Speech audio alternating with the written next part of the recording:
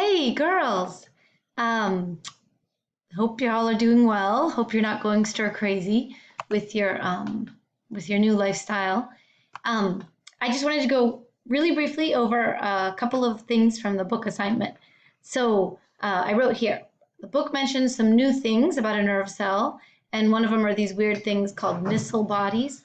Don't worry about them much. What the meaning of that name is. They're more or less like rough ER. And you should remember what rough ER does. If you don't, look it up real quick, and you'll find out, I think, in next week's lesson why that's so important, the presence of rough ER. Then the next thing are these long fibers.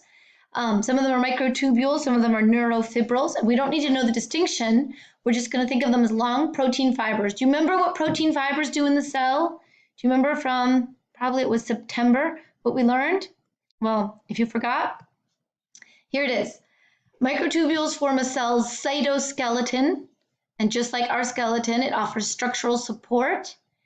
And that obviously is super important for a very, very long, thin cell. It needs structural support. So it's just its skeleton. And then also, these protein fibers are the pathways, right? The roads, so to speak, for the transport of materials. So it looks really weird, but these vesicles full of materials are being carried along the pathway of this microtubule. If you actually see a animated thing of this, it looks like sci-fi because these little guys look like little walking men. But that's actually what's happening in cells. That's how substances are transported around the cell. They follow the path of a microtubule. Okay, so now we look at myelin. Do you remember when we studied the nerve cell, we didn't really explain what these yellowy bumps are, and we'll talk about that now. They're called the myelin sheath, right? If the word is sort of confusing, think of the sheath of a sword, which is protecting the blade, and this is the axon's sheath. It's myelin sheath. What is the purpose of it? We're just going to learn it as a definition. It increases the speed of conduction of nerve impulses, and it does so dramatically, so that if it wasn't in place, the nerve impulses would travel so slowly they'd be just about ineffective. They would hardly be working. So it's really important, this increasing the speed of conduction of a nerve impulse. And then it also protects the axon from damage. The way a myelin sheath is made is that it's this type of cell. This cell is a Schwann cell, and it spirals around the axon like a bandage, like when you've got a little sprain on your wrist or your ankle. And it coats it with layers of the cell membrane, which are full of myelin. It's this type of lipid. The external part of the wrapping has the bulk of the cell cytoplasm and the cell nucleus, the Schwann cell cytoplasm nucleus, and that's what's called the neurolemma. I mentioned that just because your book uses that term. So this outer part is the neurolemma, and the inner part contains more of the myelin.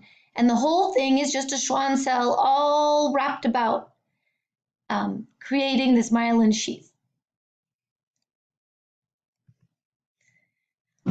And so when you get a long axon, you got lots of these Schwann cells spaced out, making the myelin sheath. And the gaps in between the cells are called the nodes of Ranvier.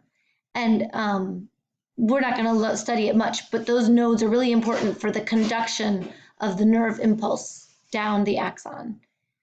I think that's it. This is really just terminology. So if the terminology confuses you, remember the outer part with the nucleus and with the cytoplasm is the neurolemma. The inner part has more myelin. The whole thing is made up of a Schwann cell that's wrapped around. And when you get many of them along the length of an axon, it's called the axon's myelin sheath. Okay, this is really important. Pause this and read it. It's super interesting, super important.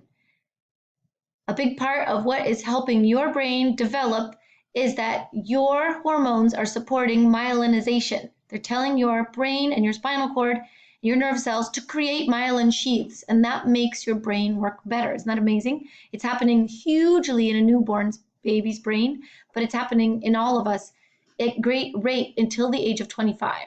So pause that and read that. And here is another really interesting thing. I'm sure you've heard of multiple sclerosis. It's a progressive degenerative disease. And what it is, more or less, is demyelinization. Okay, so here is a picture of a normal nerve cell. Here's a picture of a nerve cell that's been damaged by multiple sclerosis.